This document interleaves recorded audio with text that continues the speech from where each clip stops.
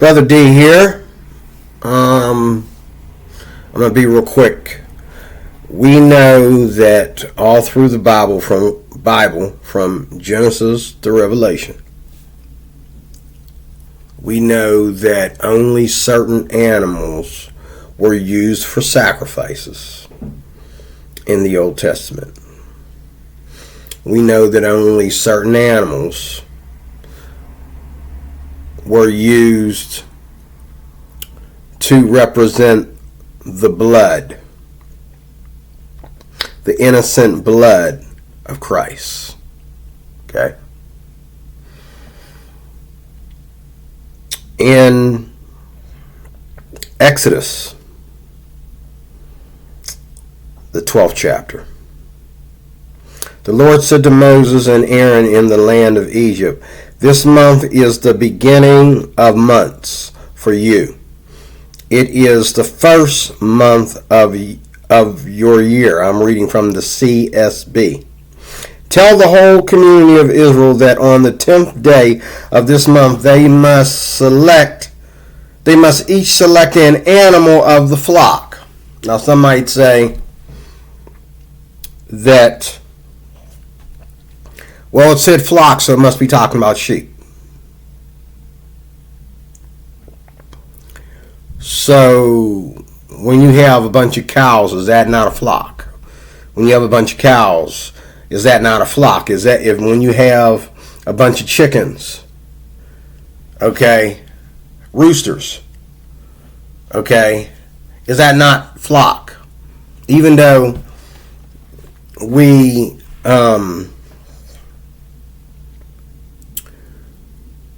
may call it something different. We may call it a herd instead of a flock.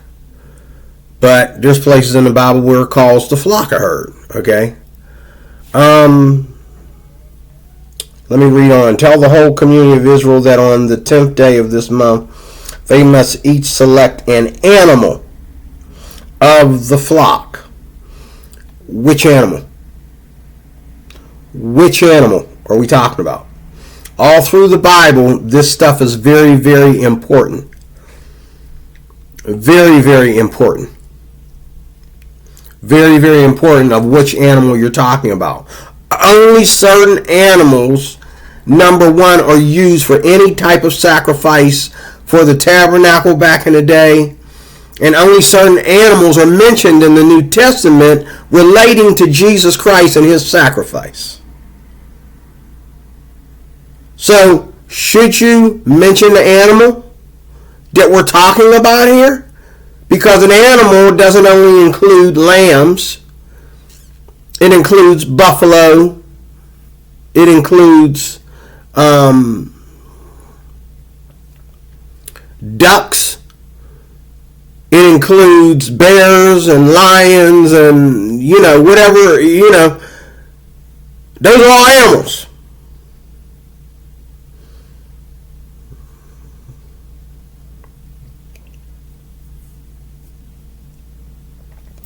"Tell the whole community of Israel that on the 10th day of this month they must each select an animal of the flock according to their fathers' families, one animal per family. If the household is too small for a whole animal, that person and the neighbor nearest his house are to select based on the combined number of people. You should apportion the animal according to what each will eat." Okay?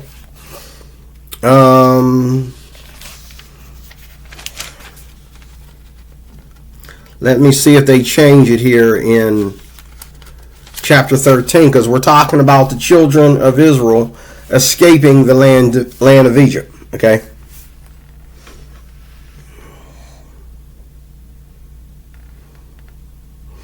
"The Lord spoke to Moses, 'Consecrate every firstborn male to me, the firstborn from every womb among the Israelites, both man and domestic animal is mine.'"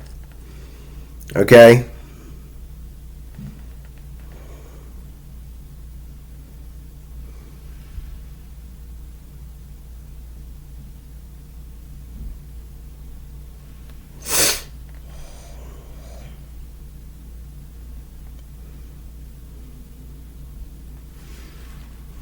Okay, it doesn't really talk about more about the sacrifice.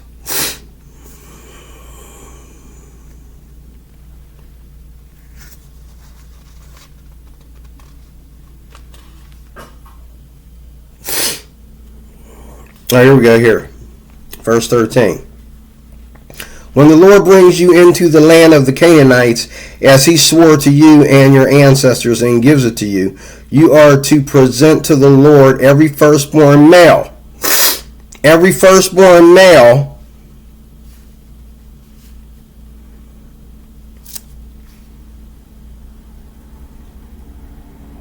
when the Lord brings you into the land of the Canaanites, as he swore to you and your ancestors and gives it to you, you are to present to the Lord every firstborn male of the womb. All firstborn offspring of the livestock you own that are males will be the Lord's. You must redeem every firstborn of a donkey with a flock animal. But if you do not redeem it, break its neck. However, you must redeem every firstborn among your sons. Okay. It doesn't really go back to what type of animal was used for these sacrifices. But this is a big wrong here, in my opinion. It really is a big wrong. It's a lamb. King James, New King James, MEV, NASB, probably the NIV. Okay? This is the CSB, but all these other Bibles will probably say a lamb. And you don't mess or tamper or water down a lamb, because the lamb is the number one thing that Jesus is related to. When they talk about a lamb, they talk about Jesus. When they talk about Jesus, they talk about a lamb.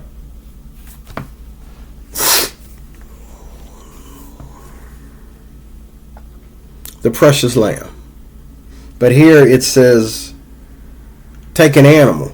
Now, either the NASB and all the Texas Receptus Bibles just put lamb in there when it really meant animal, which I don't believe that, because they talk about animals in other places. Either they were not really talking about lambs. They were talking about any animal that's in any of your flocks. Your choice. Or the CSB has made a big mistake here. And there's no cross-reference for it. All other translations, except maybe, I don't know if the NIV says different. I believe it probably says lamb. But why would the CSB say animal instead of lamb? I don't get that. The lamb is one of the most spoken of and highly spoken of the animals in the Bible. Is a precious lamb. The lamb, I believe, is the baby of the sheep. Correct me if I'm wrong. And it likens Jesus unto a precious, innocent lamb. And the reason why his blood, the blood of the lamb, we sing that song, the blood of the lamb. The blood of the lamb was on the doorposts when Moses told Pharaoh of God's last judgment, and God presented his last judgment, promising that, he'll definitely kick you out of Egypt now. Okay, they put the lamb on the doorpost, and the blood on the doorpost from the lamb, because why? Because the angel of death would come and pass over the blood when he saw the blood. Now, God spoke to Moses about the blood of the lamb. And the blood of the lamb in God's eyes was more sacred than any of the other animals. Why did the CSB just call it an animal instead of a lamb? If you know the answer to this, please tell me. Because that's let me tell you something. People read these modern Bibles, and what I've noticed is that people that only read these Bibles, there's two kinds of people that read these Bibles. People that, number one, ain't been saved that long, and when they got saved, they were told right away when discussing the Bible, you do not have to read the King James. I recommend you don't read the King James. We recommend you read either the NIV or the CSB. And that's where they're at. Okay? That's one type of person that reads this Bible. And he never looked at the King James. He never spent any time in the King James or the New King James. He just, everything he reads is critical text. Okay? That's the first one. Then the second one is someone who has been reading the King James for a long time and has read the Bible over so many times from Genesis to Revelation, and then because of certain grammar issues and stuff like that, he switches over to a modern text, but he knows when he comes across a verse that's missing, he knows what that verse is that's missing. When you say animal and you're talking about Moses, he knows that really is a lamb. That literally that's a lamb. So you got a person who puts the Textus Receptus over the critical text. And whatever Old Testament text that they're using that is different than ours, they're putting it over that Old Testament, that Hebrew text. Okay? So those are the two people that read the modern versions. Because now that you've read and understood the King James, so on so well, now you can read a Bible like this, the CSB, okay, and when it says certain things, you know what it says in the original, okay. But out of all the things the CSB does right, why would you trade a lamb for an animal? Don't you know that when you're talking about this kind of stuff in Exodus, that this is sacred? You have to be precise on what you're talking about. What animal? It's a lamb. What excuse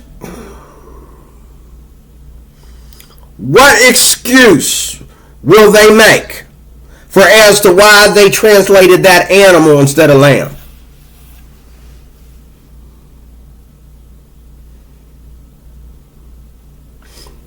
The other thing would be, the answer to that is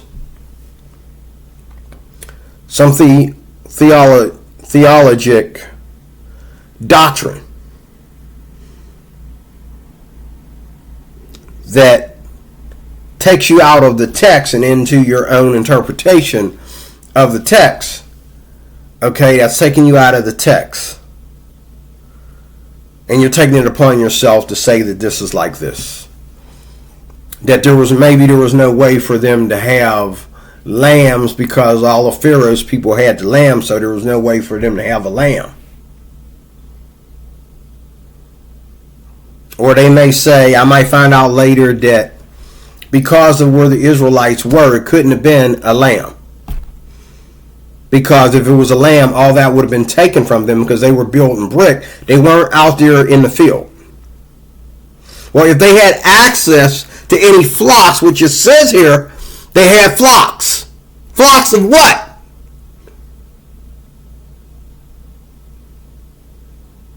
How come in the NASB it's a lamb in its critical text?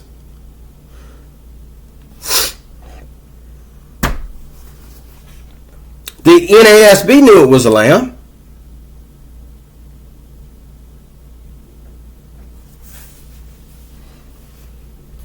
I'm learning that the reason why some people write these Bibles, nice Bible, but I'm learning that the reason why many people, many editors, put these Bibles out on the market, they put them out there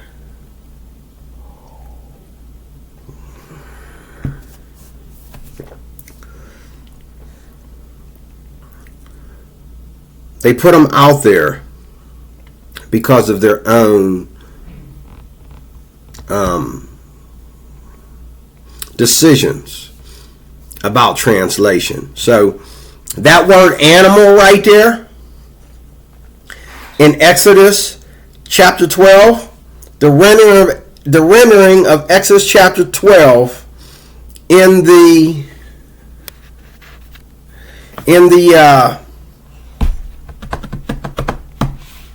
rendering of Exodus chapter 12 in the CSB makes it different than other Bibles.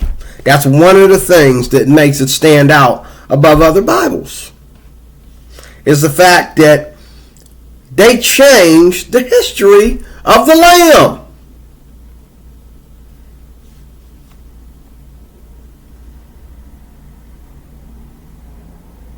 The Lamb is a symbol of holiness and purity. And this is why all through the Old Testament, you'll see them constantly using a lamb. And even in the New Testament, when they talk about Christ, they talk about a lamb.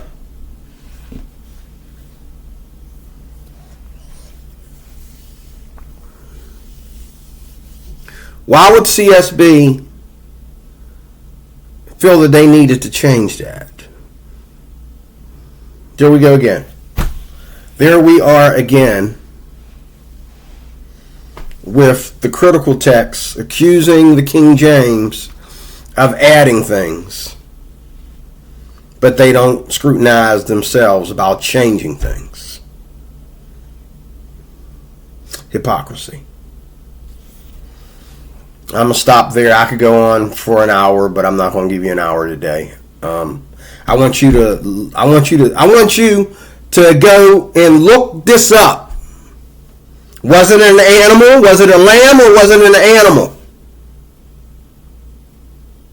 Was it a lamb, or was it an animal? In Exodus chapter 12. A lamb is an animal. But you're acting like you didn't know what animal.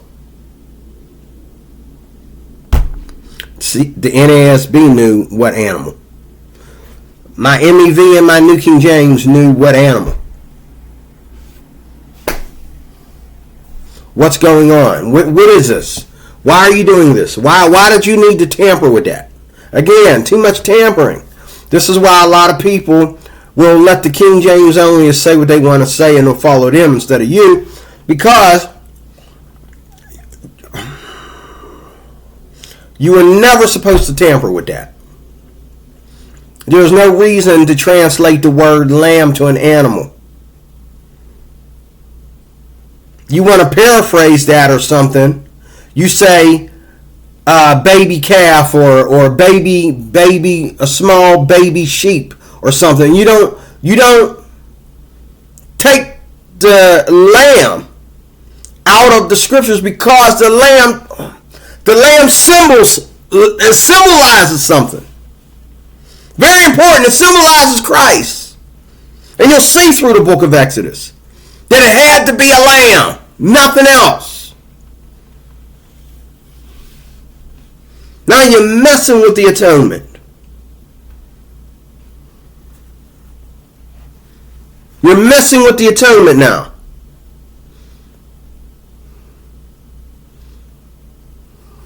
Goodbye.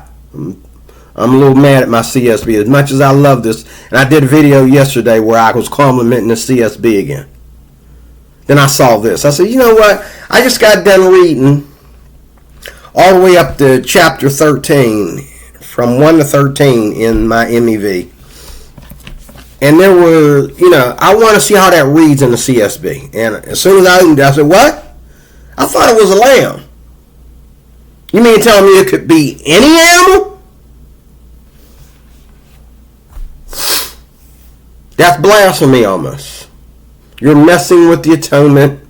You're messing with purity of the scriptures, of Christ, of the Old Testament. You're messing with the purity and the atonement sacrifice. I'm out. Let me go out.